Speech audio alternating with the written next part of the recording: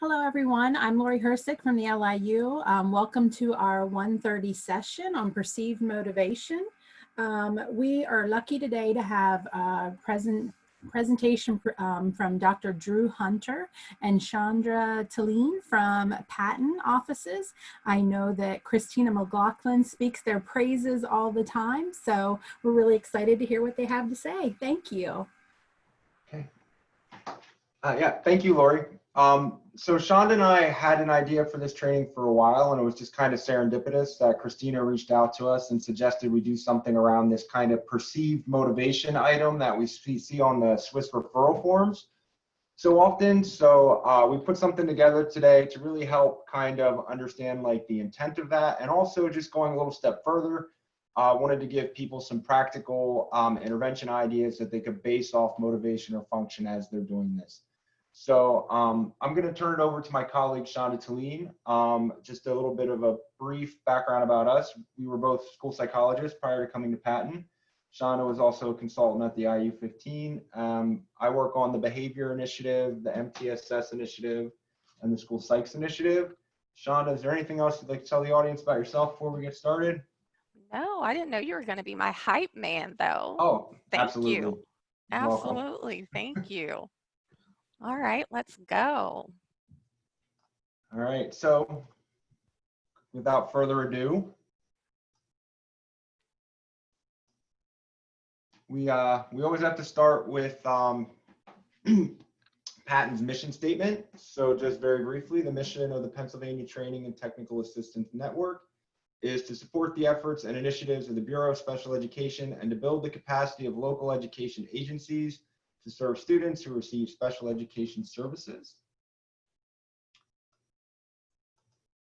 And as always, our goal for each child is to ensure individualized education program teams begin at the general education setting with the use of supplementary aids and services before considering a more restrictive environment. Okay. All right, so just some norms before we get started. These should be consistent with what you've seen throughout the day. So we do have a short session for you, but we would like to keep you engaged as much as possible. And I do believe we have some time for some Q&A at the end, so we built in extra time for that. Please, however you need to do, if you notice, I'm standing and I'm gonna move a lot. Feel free to do the same as long as your ears are open. And yep, we want to respect everyone's perspective and have open and respectful discussion and assume good intentions. Okay. So I think our objectives today are we want to really define behavior and function and discuss why it's important when we're addressing behavior, even if it's classroom level infractions and not significant interfering behavior. We're going to discuss a little bit on how to identify behavior function and give you some tools for that. And then we really want to end with some function-based intervention ideas. Our hope was to provide you stuff that would be like kind of low intensity, high leverage strategies, some stuff that's not going to be clunky to implement, but should get you some nice results. And I'm going to turn it over to Shonda now.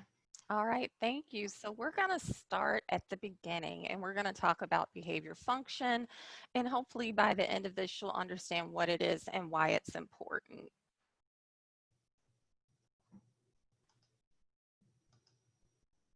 Okay, so when we're thinking about behavior and we're thinking about behavior plans, sometimes we base behavior plans on what the behavior looks like. For example, we might say if a student is off task, we're going to put the following interventions in place because I've had a previous student who's engaged in off-task behavior. We might be thinking about when the behavior is happening or what the behavior is. And a lot of times we don't get the results that we're expecting because basing your intervention on what the behavior looks like or the topography can be inefficient and it can be ineffective. You can get ineffective results. Instead, we want to think more about why is the behavior occurring or what is feeding that behavior or what is making that behavior continue to happen for that student. So when we talk about function, we're thinking about what's the reinforcement the student is receiving for maintaining the behavior. So what are they getting in order for them to continue that behavior instead of reducing it? All right. And yes, and I would just add that if your behavior plan is based on topography or simply what the behavior looks like, you're going to need some artificially strong reinforcement and or really intrusive punishment to compete with the actual reinforcer that's maintaining that behavior in your environment. So that's another reason why function is important, so that we can avoid working too hard and introducing too many artificial things into our classroom. All right, so when we talk about function, some people get thrown off by that word. So function is really getting into the why of behavior. And really there are only two major functions or two major categories for function. So students are either trying to get something or they're trying to escape or avoid something. So if you're thinking about reinforcement, if a student is getting something or adding to, that is a positive reinforcer. And if students are escaping something or taking something away from their environment by engaging in their behavior, that is a negative reinforcement. So once we think about what's happening after the behavior and we can determine if the student getting something or are they escaping or avoiding something, we can then go down to that next level and think about, are they getting or avoiding sensory stimulation, social interactions? It could be a tangible, it could be an activity. And then with that social category, you can break that down even further into adult interactions or peer interactions, or it could be really any social interaction. So while we're talking throughout this hour, think in your mind about a student who might have, might consistently commit behavior errors. So as we're talking about function, and we're going through our content, maybe have in mind one student, and maybe this might help you understand why the student is engaging in that behavior a little bit more. Something else to think about when we think about function is that the problem behavior can be thought about as a poor person environment fit. So we're not looking at it as a deficit that the student has with their behavior, but what we're thinking of is more is that there's poor person environment fit. And we have to figure out how can we make the environment work for the student in order to meet their needs, instead of them trying to meet their needs in not a pro-social manner. All right, so now we're going to talk about how can you hypothesize the behavior function. And we like to use the word hypothesize because you really are going to be working, I like to say, as detectives.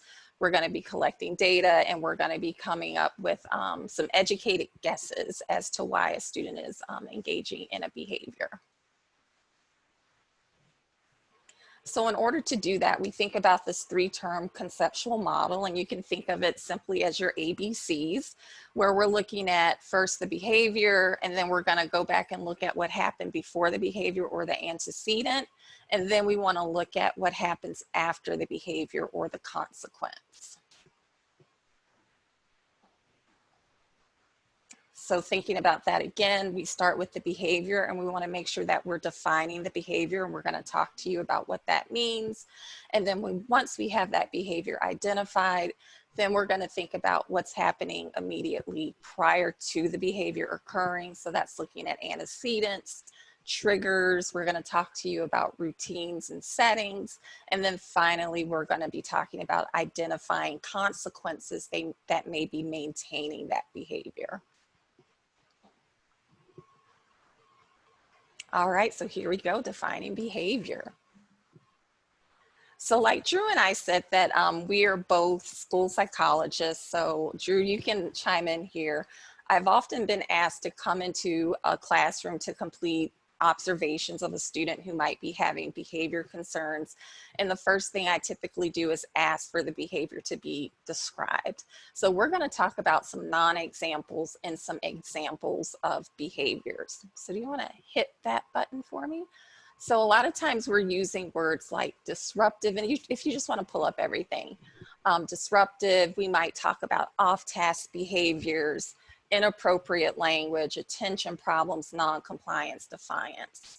The problem with that is if you're talking to me, if you're the classroom teacher and you're saying, Ms. Talene, can you come in? Drew is engaging in disruptive behaviors. And I might come into your classroom and I'm collecting data, but our two definitions of what disruptive is might be drastically different. So what's disruptive to you might not be disruptive to me.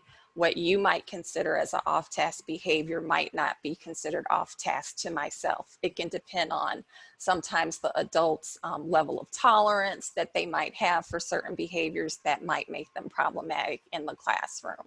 So instead of using these general terms of disruptive, instead we might say, the student talks when the teacher is lecturing, calling out in a loud voice, singing.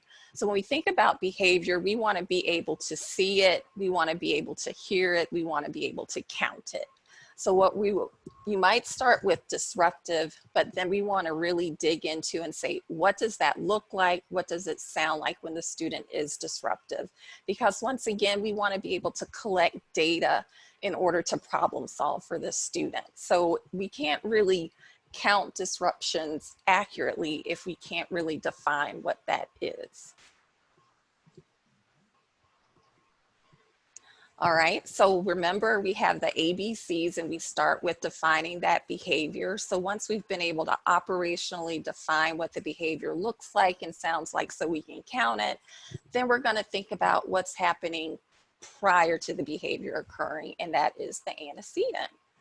So when we're thinking about the antecedent, we're really thinking about where and when is the behavior occurring. So we might be thinking about what are routines that are happening prior to the behavior, what are specific incidents that are happening that might be triggering that problem behavior for that student. So you could say when X happens, the student engages in, and that would be what you've identified as your problem behavior. So when we're thinking about the antecedents, you can think about the where and the when. And the where could be routines. These are things that might be happening on a daily basis in your classroom or within the school setting. So some common routines might be math class, going to gym, transitioning within the classroom or transitioning within the hallway.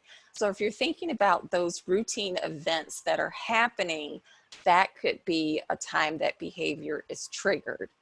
When we're thinking about the when within that routine, you're thinking about a specific event. So you're getting into specificity.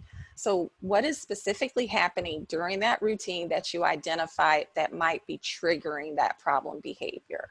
So for an example, you might say when given double-digit addition, or academic direction. So the routine is math class, but specifically during math class, when we give our student double-digit addition, their behavior is likely to manifest. Okay, we're gonna look at some more antecedent triggers. So we want to think about identifying the event, the action, or the object that occurs right before the problem behavior.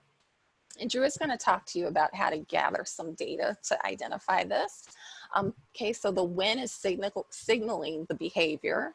And then within that routine, it's setting off. So we're going to give you a few examples. If you want to use the chat, I'm going to talk you through these. But if you want to use the chat and, you know, kind of guess, what do you think the antecedent might be? Or what do you think that specific trigger might be? Feel free. So if we say at the lunch table, when told to shut up by a peer, Ben hits the student. So the behavior would be Ben is hitting a student, and that's something we can count. That's observable. There's a beginning and an ending to a hit. And so now we want to think about the antecedent. So the routine would be lunch or sitting at a lunch table. So that's the routine. And within that routine, if Ben is told to shut up by a peer, that is going to be the trigger for Ben hitting a student. So a way to kind of test this out is if Ben is at the lunch table and he's not told to shut up by a peer, then he's not hitting a student. So that might be an indicator that you're on the right track with what you believe the antecedent is. So here's another one. In language arts class, when asked to read aloud in class, Tracy gets upset and tells jokes. So, I'm sorry, gets up and tells jokes. So that behavior that you can count, that you can see and hear, is that Tracy's getting up, I'm assuming without permission, and she starts to tell jokes. And what's happening, what's the routine, is language arts class, and specifically within that routine, when Tracy is asked to read aloud in class. All right, I think there's two more, Drew, but for the sake of time, we can move forward because I think we have another example on the next slide.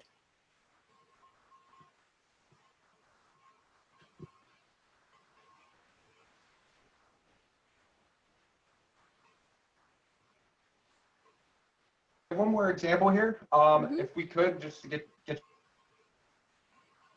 Uh-oh. It's okay. Lori, oh, Drew, are you back? Looked like it kicked you out and then It brought you did right kick back. you out. You need to unmute yourself, Drew. Yeah, thank you. My apologies. I don't know what We might need to happened. turn off our cameras. Maybe if you turn off your camera. Yeah, I can do that. Yeah. Okay. I'm getting another message that my internet connection's unstable, so if I get booted out again, I apologize. Can you hear me, It's Shonda? okay. Yep, we can hear you. All right. Are you ready to move on or? Yes. Okay. Yeah. All right. So in our next slide, so I would love if you guys could use the chat for this one, just so we can do a check for understanding. So in this example, during passing period in the hallway before recess, when peers tease him about his walk, AJ calls them names and hits them. So what you can put in the chat is what you think the routine is. So as I'm talking through this, if you can just drop in the chat, what do you think the routine is? So this is something that would be happening daily, that's increasing the likelihood that the behavior occurs. So the behavior is that AJ will call students names and hit them. That's something you can see, hear, count. And the routine is, I'm seeing people are saying transitioning, passing period in the hallway before recess. So that would be the routine. Great job. And then within that routine, if peers start to tease him about his walk.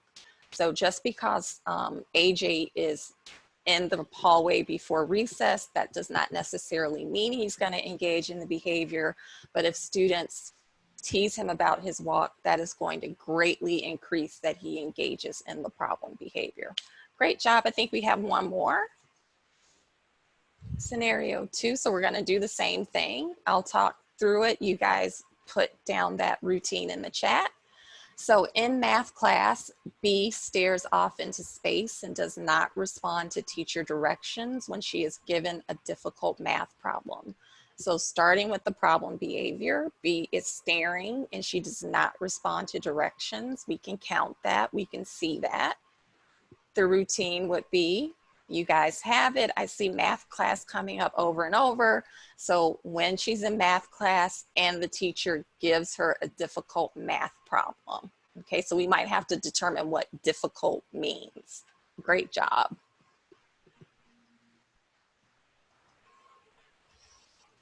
Okay, so we're gonna think about some non-examples of triggers and then talk to you about how can we make these non-examples into examples. So we might say, and I've heard this before, and Drew, you can chime in if you have too. Sometimes we hear, Sue just wants control. So that's not really giving us the antecedent. So we might say, what is happening when Sue wants control? So Drew, if you can give us the example. So instead of saying Sue wants control, we might say when requested to do something or when requested to work on assignments, this is when Sue chooses to engage in the behavior of concern.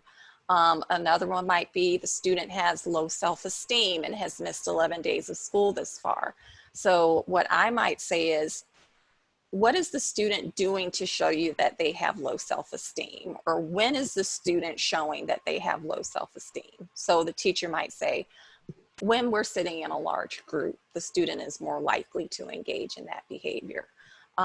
Student is refusing to listen. So that's more close related to a behavior or defining a behavior. And so we would want to say, what is happening when the student is refusing to listen? And that is when corrected or redirected by a staff. So if you can see, we might start with general behaviors or behaviors, but we can really ask these questions around what is happening when the student is engaging in the behavior, or what is the physical place that the behaviors are occurring. And that will help lead you to those routines that we need to identify and those specific triggers that are making the problem behavior more likely to occur, because that's going to help us get to the function of the behavior and also develop some efficient interventions for that student. Yeah, so it's really hard to design an intervention for a student who wants control. Like in thinking about antecedents, we're going to link these to intervention strategies later. If you know that a student has issues when they're asked to do a task or even certain tasks, we can plan around that. So that specificity really helps us develop intervention strategies for the student. And for example, with this one, the student has low self-esteem and has missed 11 days so far this year.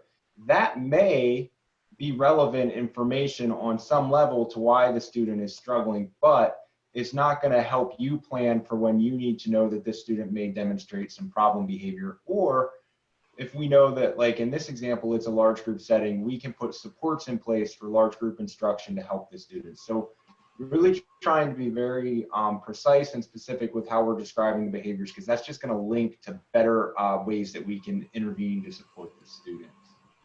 Absolutely. All right.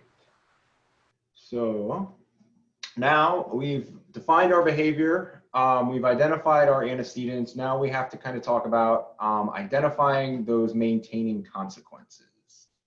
So when we're looking at behavior, even behavior that maybe is not desirable or to us seems kind of maladaptive, if it's occurring and it continues to occur, it is coming in contact with some source of reinforcement in the environment. And I know that that can be kind of a hard thing to kind of conceptualize as to, why would the student engage in this behavior, but there is a reason, okay? And when we're looking at consequences, and more specifically when we're looking at reinforcers or reinforcing consequence, we're looking at something that follows a behavior and generally is going to result in an increase in the likelihood that that behavior is going to occur again, okay? So, and reinforcement cannot necessarily be determined just based on topography. Just like we don't want to describe behaviors in topography, we don't want to describe reinforcement and or punishment as in a topographical manner either, right? Just because it looks reinforcing or punishment doesn't mean that it is. The most common, easy way to conceptualize that is sending a student to the office when the student wants to get out of class or the activity, etc. Even though we may associate a student going to the office as a punishment, in that scenario, it's actually serving as a reinforcer. So when we're looking for reinforcers, we want to focus in on what's happening as close to the behavior as possible. That's going to be our best clue as to what's maintaining that behavior, not something that maybe looks like it's reinforcing and or punishing to the student. So, and then we have different types of reinforcement. And as you can see, we have those positive reinforcers, things that people are trying to get access to, and then we have negative reinforcement, which are aversive things in our environment that we're trying to escape, okay? So I can access reinforcement myself. If I'm hungry, I can walk to the refrigerator and get something to eat, and I have directly reinforced myself. Similarly, if I don't like a situation, I can get up and walk out and avoid that situation, right? So these are some things you may encounter in your classroom as well. Students who seek access to items or attention, or to escape tasks or attention simply by their own doing. And then another thing you might see are socially mediated aspects of reinforcement, where I need you to give me the reinforcement, right? So that could be accessing praise or just teacher attention. It could be accessing peer attention, or it could be using behavior to get the teacher to remove you from a setting. So that's a socially mediated escape behavior there, right? So that's one thing to keep in mind as well. So we can have a behavior where they're trying to maybe get out of something, but they're not directly removing themselves. They're using the behavior as a way to maybe get someone else to remove that for them, to take that demand off or to send them out of that environment. And then a final class we have here is automatic reinforcement. Depending on the types of students you work with, you may not see this all that often, but these are things that provide us some kind of sensory stimulation or reduction, right? We're trying to access something. It's usually a physiological response, rocking, hand flapping, sometimes, striking to get sensations. Or again, you can be trying to escape sensations too. I know young students with autism spectrum disorders might avoid certain textures, certain sounds, those sorts of things. So those are your automatic reinforcement type of categories as well. So keeping this in mind as we're determining function, because it's going to help us understand what the student wants so that we can then help that student get that type of need met in a more appropriate way. So, and again, you can see that those types of reinforcement map on to exactly what we had showed you before. So we can try to access things, sensory stimulation or attention, or we can try to escape tasks or things or attention or sensory stimulation, right? And again, remembering that caveat, I can try to escape a task by having somebody else maybe remove that task or remove that environment for me, which would fall under your negative reinforcement category here. So simplest way to just conceptualize this is I'm trying to get something or get away from something. Okay. So, and again, it might be a simpler way to think of this simply of I engaged in this behavior and as a result, this happened. So we have this kind of example of this antecedent behavior consequence link that we illustrated before, right? So during recess, when peers tease him, Ben hits his peers and they leave him alone, okay? So as a result, the trigger would be when peers tease him, the behavior is Ben hits his peers, and as a result, they leave him alone. So in that example, he has escaped some peer attention, some unwanted peer attention, right? Because attention can be positive or negative. He's escaping negative peer attention, right? Another example might be during reading. When asked to read aloud, Tracy tells jokes. The other students laugh and she is sent to the office, missing the assignment. Why don't we use the chat box and put in some ideas as to what you think the maintaining consequence is for Tracy?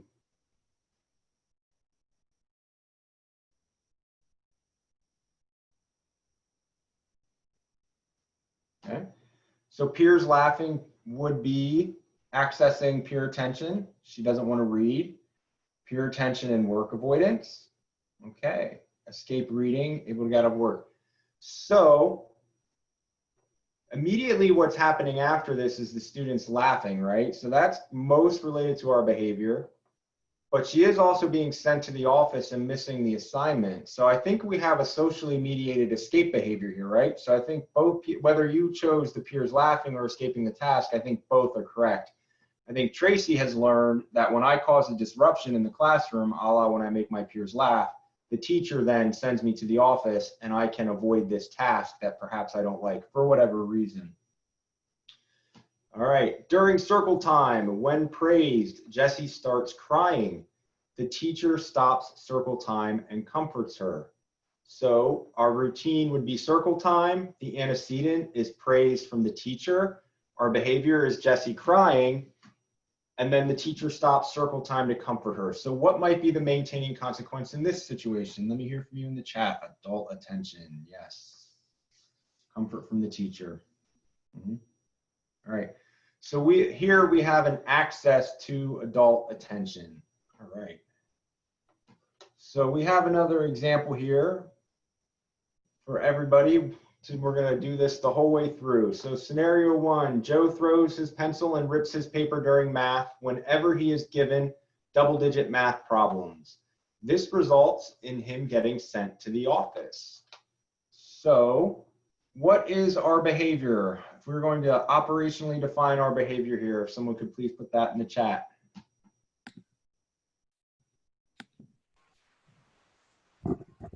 I feel like I should be doing the Jeopardy theme song for you, Drew. You should. You need some filler for that silence. I'll have to get one of those machines if we're going to be doing this for a while that we can add like sound effects like on the radio. That would be really cool. Yeah, so we have throws pencil and rips paper, right? So that I think is going to be our behavior. Yep. All right, so what might be our routine?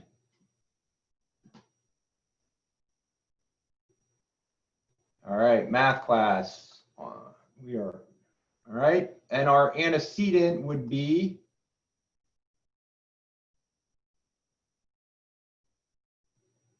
so our specific trigger during that routine, double-digit math problems.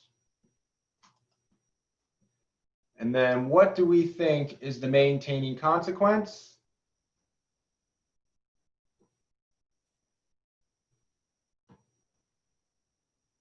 Avoiding math, work avoidance, going to the office. Yep, so the specific, he's being sent to the office, so we have an escape situation here. He is escaping that work. All right, very good. All right, so we're gonna look at some tools to help hypothesize about behavior function. So sometimes behavior function can be kind of obvious, right? You know the routines, you know the triggers, you're familiar with the behavior the student is going to display, and it can be pretty kind of easy to just kind of observe that and figure out what that maintaining consequence might be. However, we also know that sometimes it's not quite as obvious. And the other situation we deal with too is that you have 20-some kids in your classroom and you're busy. So you may not be able to notice as much as you would like to all of the things surrounding some of the problem behavior in your class all the time. So sometimes it may be helpful to just go through a little bit of a structured process to help you kind of figure that out. So we just have a couple of tools, and these are in the Google Drive for the presentation today. So they should be under assessment tools, and I have just 2 different tools to assist you in kind of figuring out the behavior function if you want. So this one can be really helpful, and you may need to modify this to suit the context of your classroom, right? So whatever activities or tasks you can add to this, you can add triggers and antecedents as well. You're going to have to define that behavior operationally, of course, because you want to be clear and precise. One, because I can have many off-task behaviors. I could be talking to my friends to get pure attention, or I could just be doodling to escape a task, right? So being specific about what that behavior really looks like is going to help you really hone in on the maintaining consequences, because I could have many behaviors that fall under a category like off-task or defiance, but they could get me different things. So the more precise you can be, the better that's going to be. And then you have some kind of preloaded options here for your maintaining consequences. So I'm sure that all of you have been asked by your very friendly school psychologist to complete a form like this at some point or another. So you may be familiar with these. These are good for behaviors that probably don't happen a lot, right? Because you can see there's a bit of tracking that has to go into this.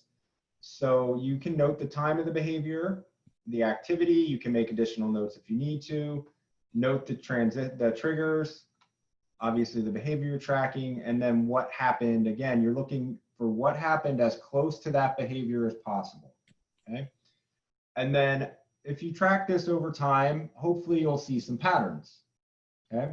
So whatever most of the data suggests is happening is probably the function you have and what you want to go with. Now, just a word of caution here is that behavior can have multiple functions. I can have the same behavior that has multiple functions. My darling son, when he was younger, had some temper tantrums that served a variety of functions, such as getting my attention, getting tangible items, getting away from places he didn't want to be anymore. So you may find that you have students that use the same behavior to get multiple functions. So basically, whatever seems to be happening the most and causing you the most problems is probably what you want to select as your function to intervene on there.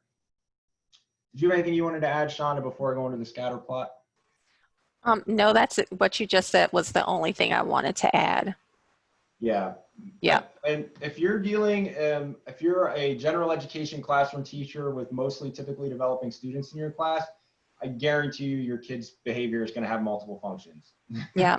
And so with that being said, when Jude talks a little bit more about interventions based on function, even if you hypothesize a function and it might be incorrect, that's okay, because remember, you're detectives, you're going to try some interventions, and if you're not getting the results that you're expecting, if you've put them in place consistently, you're collecting your data, etc., you can always go back to your data and think, maybe I hypothesized an incorrect function, and change that intervention. It's okay. There might not be a right answer right away. Low stakes decisions. Just as the only thing, as Shonda said, you want to pay attention to if the behavior is improving so you can make sure you have the right function. And this is a tool that can help you do that pretty efficiently. So the scatter plot, if you have a hypothesis about the behavior function, you select an intervention, you go ahead and implement it, you can kind of track how often the behavior is occurring and kind of keep track and see, all right, are things getting better or are they not?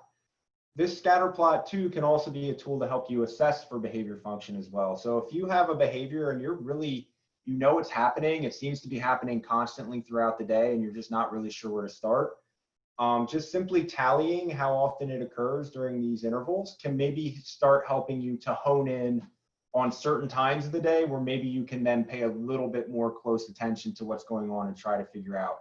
At the very least, you can at least start with the most problematic time of the day and try to get a grasp on that as well. And then if you use this form too, you can just simply make a note on it when you start your intervention, and then you can track some behaviors and see if things are getting better or worse. The other thing that this would be really useful for too, if you're working with a student who hasn't been referred to like a problem-solving team or anything like that, and you come then to that problem-solving team, your team is going to be like, oh my gosh, you've done X, Y, and Z, and you've tracked it, and we can see that this definitely needs, some more support and some more heads around. So always good to have data.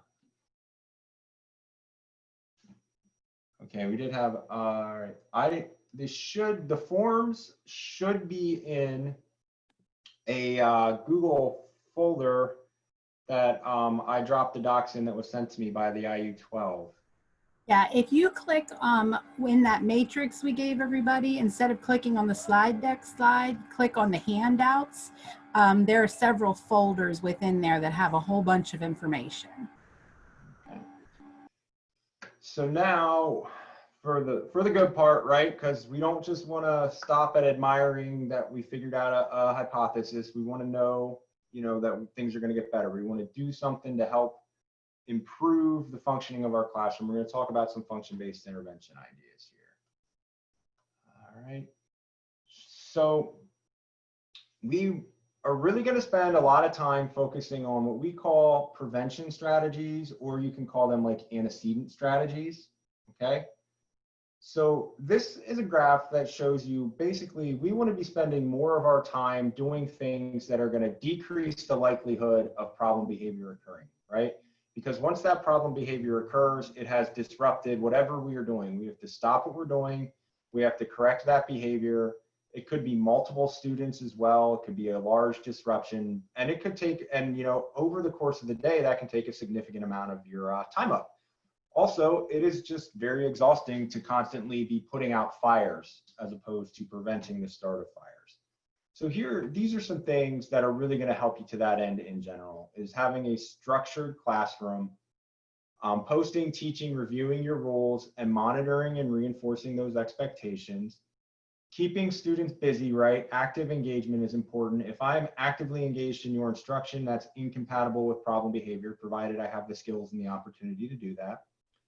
And then using a continuum of strategies to acknowledge appropriate behavior. So these are all really good general classroom management strategies to do to also kind of make sure and reduce the likelihood of problem behavior, right?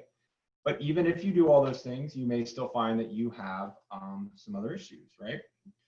So here's another graphic where we can talk about the idea of prevention and effective instruction, where we want to be spending most of our time. And hopefully if we're doing this well enough, there's only several students, because there's always going to be a couple, even if we're doing things very evidence-based, very high quality, we're going to have some students with some intensive needs. But as much as possible, we want to address the needs of most of our students through prevention and effective instruction. Okay. So in thinking about intervening, we're going to come back to our 3-term conceptual model, and we're going to start here. This is where we're going to start with. How can I use these antecedents that I looked at to kind of help prevent behavior from occurring? All right. So the biggest thing you can do is some kind of environmental modification around those specific antecedents that you identified. So thinking about your triggers, think about your routines and your settings. Can they be altered in any way, reduced, or if possible, can, if it's not absolutely necessary, can they be eliminated, right? So if the trigger is that transition during recess, so that's my routine, and then my trigger are students making fun of the way this student walks. Is there a particular group of peers that are doing this that I can move that student away from? Or can I stand next to that student while in line so that students know if they make fun of this student, I'm right there and I'm going to hear it? Is there a faster way to get to recess? Any of those things are options, right? The other thing, and thinking too about instruction, right? Thinking about instructional match, right? We as humans only have so much capacity to work under frustrational conditions for so long, right? At some point, we kind of run out of steam if we don't have a good match between what we're being asked to do and how long we're being asked to do it. And those of you, I know you have students of a variety of abilities, but we also, again, we still have kind of content that needs to be delivered and instruction that needs to be given. But any way that we can alter those tasks to create a better fit for the student is not only going to result in less interfering behavior, it should be also result in better learning for that student, okay? So it's not necessarily maybe the quantity of time that they're engaged in your instruction, but the quality of that engaged time as well. So for some students, can we make the activity shorter? Can we modify it so that it's just a little bit easier for them to keep that momentum going and keep working? So this can apply again to like actual instructional tasks or walking in the line, anything like that. Think about what can I do based on my trigger to make this situation less likely to occur. And I will say too, like there are some things like we can't not put demands on kids, right? We have, they're in our classrooms, we need to teach them, right? So that's not what we're saying here. We're just saying, what can we do to make those demands, tasks, or routines a bit of a better fit for that student? How can we modify those?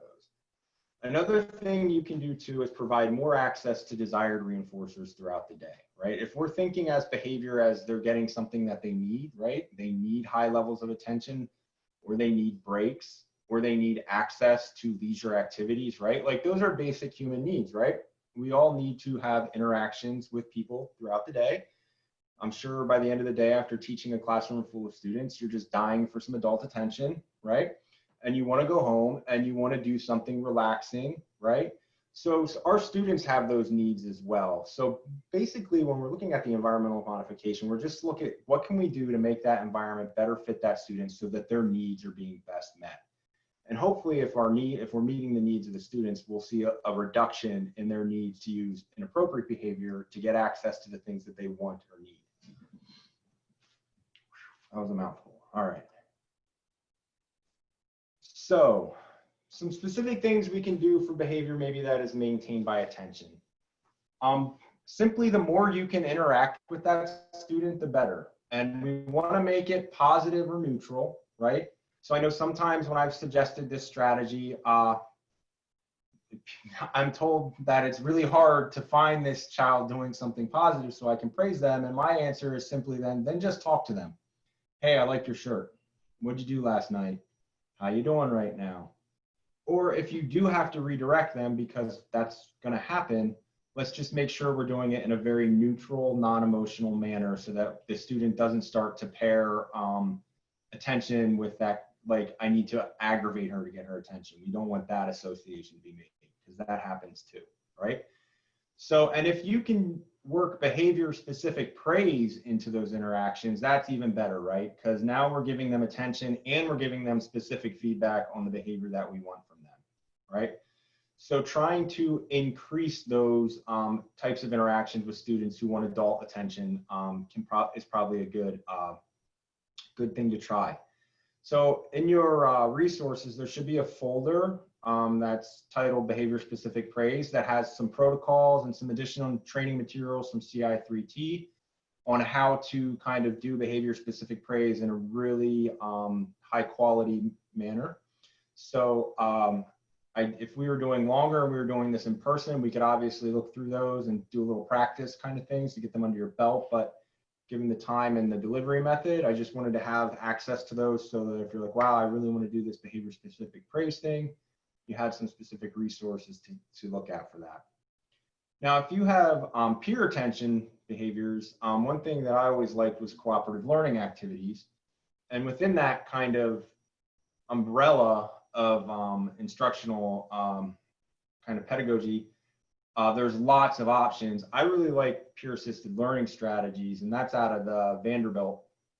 I don't know if anyone is familiar with that, but peer-assisted learning strategies involve pairing a stronger student with a weaker student, and there's a very scripted kind of response that they go through, and they take turns, one kind of being the coach and one being the player, or basically one being the teacher and one being the student, and then they switch. And it's really neat because it's highly structured. It increases their rates of active engagement. It increases their opportunities to respond. And within that program, there is a very specific error correction procedure that you teach the students to do. And my experience when I've implemented with this is that the kids, most of them are generally on task. They really like it, right? So they get to talk and interact with each other, but it's very specific things that they're doing so it doesn't kind of get out of control or off task, and it's not playing. And it's got some really good research behind it. So if you notice that maybe all of your students are just dying to interact with each other, here's a way that we can do that maybe fits within the context of the school day and our curriculum. I will put some links in the chat box because those were links, not documents. So I do have some links I can send out in terms of just the Vanderbilt website if you're interested in just kind of learning more about it, and some YouTube videos if you're wondering what this might look like when kids actually do it. Does take some time up front to teach them the routines, and you do have to actively monitor them while they're doing it because they are kids, but it is a fun and evidence-based strategy. It will produce positive learning outcomes. All right, so for those escape behaviors, one thing we can talk about is this idea of behavior momentum, or it's also called a high probability command sequence. And that is basically buttering them up. You give them some things that are easy to do and you know they're likely to comply with, and then after several of those, throw in that demand that you know is they don't like to do, right? So you're just building up kind of momentum, giving them some things to warm them up, and then presenting them with the non-desired task or request, okay? Another thing that you can do is instructional choice for students who want to escape or access things, or coming from that control perspective. Instructional choice gives them a little bit of that in the day. So this can be done two ways. You can have across or within activity choice, right? So if it's an across activity choice and it's math time and it's independent math time, I maybe give you an option of some worksheets that you can pick, and you can choose which one you want to do, and then you do that. Within activity might be, this is the worksheet that we're doing today, but you can decide if you're going to do the even problems or the odd problems or some kind of choice within the predetermined activity. And I believe the materials in the folder should kind of outline how to do both of those for you.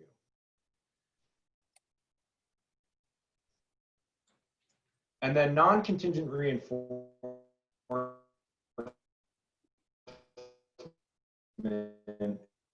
is essentially providing a, and you want to give it to them frequently and unpredictably and not contingent on problem behavior, okay? So you can use this for both escape and attention functions. So you can put up so basically how you do this is you set a schedule for yourself, right? So every 30 minutes, I'm going to pay attention to this student or this group of students. And then, you know, when that time comes up, you go over and you interact with them. You could also, this could also be done by a series of breaks. If you notice your students have a lot of escape behaviors, you may just need to design some more breaks in your day for the students. And again, you want to give it to them at a frequency that's going to keep them from engaging in problem behavior. And then you also you don't just, you know, if you run into a situation where you're trying to do this and you see interfering behavior and it's time to deliver your reinforcement, just pause until they resume appropriate behavior and then deliver. You just want to avoid pairing that reinforcement with the inappropriate behavior. So we're going to move into this part of our 3-term conceptual model. And Shonda's going to just talk to us about replacement behaviors. Lori, how are we doing on time? Oh, you're muted, Lori. Sorry. I think we're supposed to be finished at 2:30. So we're down to about 10 minutes. Okay, so we're almost done, and we definitely want to make sure we leave some time for questions, all right? So when we're thinking about the behavior plan or how you're going to respond to this identified behavior, Drew was talking about some manipulation you can do with those antecedents. And while you're working on that, we also need to teach the students a replacement behavior, because what we don't want is for the student to continue to engage in the problem behavior as you are attempting to manipulate those antecedents in order to reduce that or get them to a desired behavior.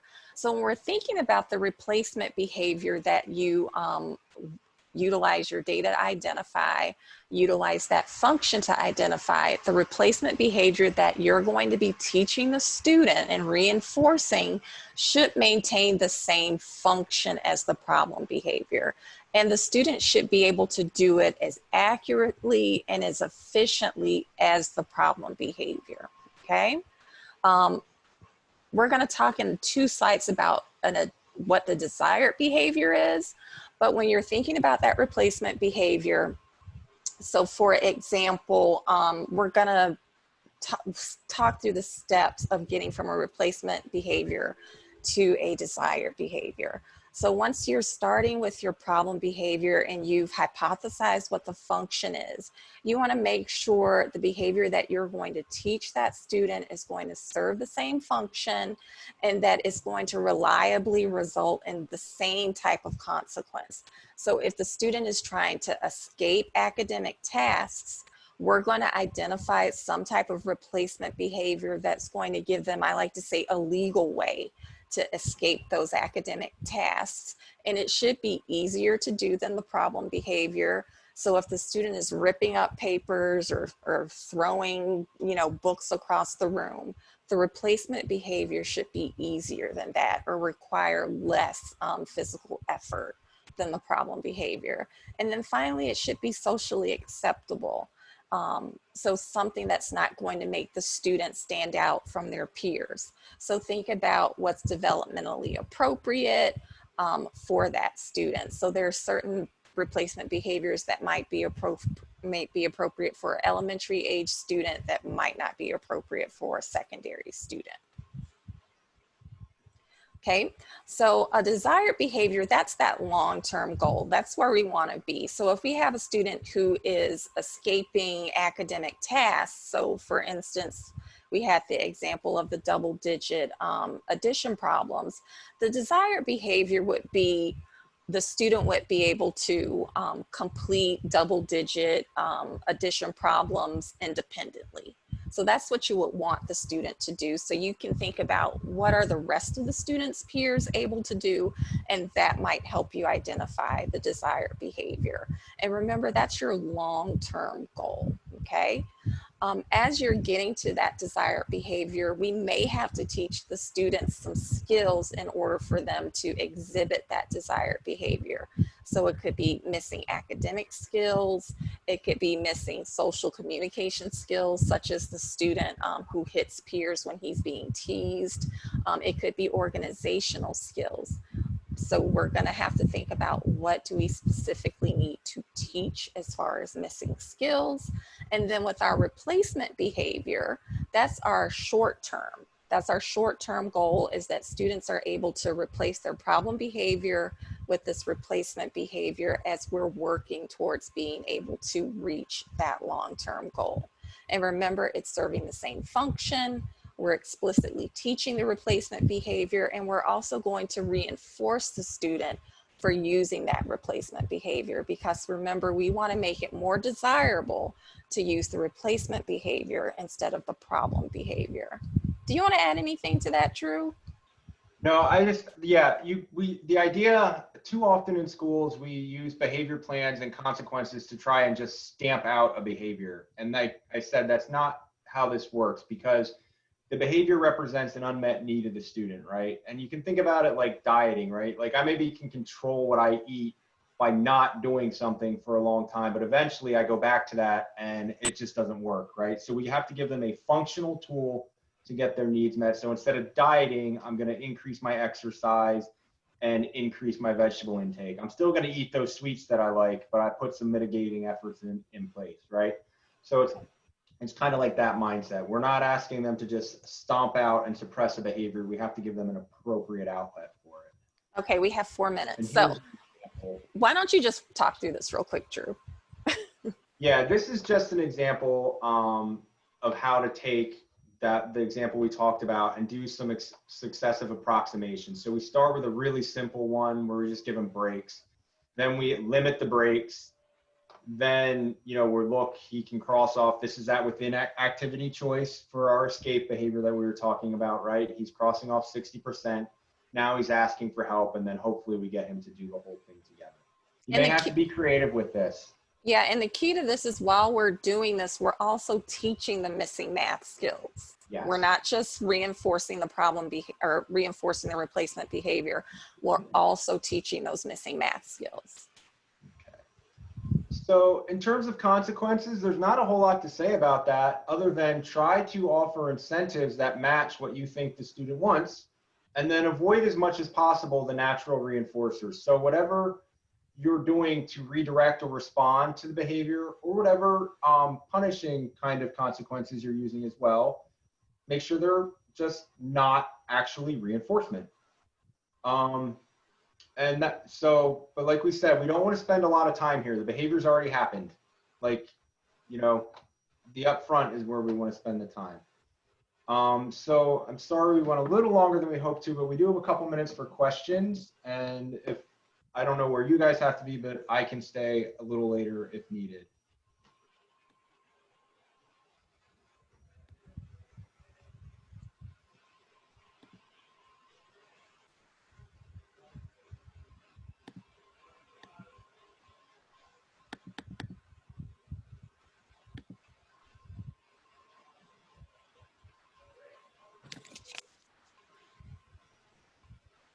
Are people able to unmute themselves, Lori, or do you want to? Yeah, they should be able to unmute. If you want to unmute and ask a question or type it in the chat. If not, in about 2 minutes, we are going to end the meeting. Thank you everyone for attending, and don't forget to do your evaluation at the end of today so that you have the opportunity to qualify for your free book. Oh, people are getting free books, Lori? They're getting Dr. Lane. The first 100 people who registered and then complete the evaluation get Dr. Lane's book. Oh, Kathleen Lane's, that's a great book. I think Drew is putting in the chat right now those links to that information. Someone was asking about the Vanderbilt info. Okay. Yes. And then if you have questions or follow-up, you can always contact us. Shonda also has some very good materials on just general classroom management, those preventative structures we showed on the one slide. She has some great materials built out around that as well. Mm-hmm. thank you very much for the presentation. We appreciate you guys helping us out today. No, thank you.